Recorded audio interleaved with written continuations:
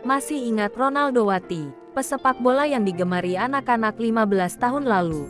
Begini kabar terbarunya. Masih ingat pemeran Ronaldo Wati, seorang pesepak bola dengan ciri khasnya, kepala gundul ada sedikit rambut di kepala bagian depan. Sinetron produksi Rapi Films yang tayang di TPI atau sekarang MNCTV pada tahun 2008 itu memang begitu populer di masanya. Selain cerita yang menarik, tokoh utama di sinetron tersebut juga sangat ikonik yakni Wati. Meski seorang perempuan, Wati yang diperankan oleh Nona Berlian itu begitu senang bermain sepak bola. Bahkan, ia nekat mengubah penampilannya seperti legenda sepak bola Brasil, Ronaldo Luiz Nazario de Lima. Kepalanya dibuat botak dan hanya menyisakan sedikit rambut di bagian depan.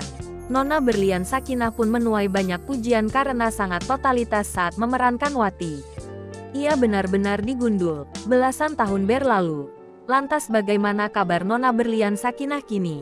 Dikutip dari Tribun Medan, image Ronaldo Wati tampaknya sudah lepas dari Nona Berlian. Ia kini telah menginjak usia 24 tahun. Nona pun sudah jarang terlihat di layar kaca. Meski begitu, ia masih berkecimpung di dunia hiburan tanah air.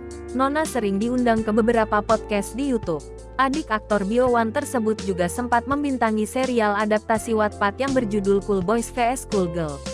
Gadis kelahiran tanggal 14 Juni tahun 1999 itu juga dikenal sebagai seorang gamer.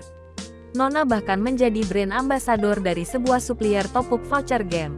Adik aktor Biowan tersebut juga cukup aktif di media sosial Instagram.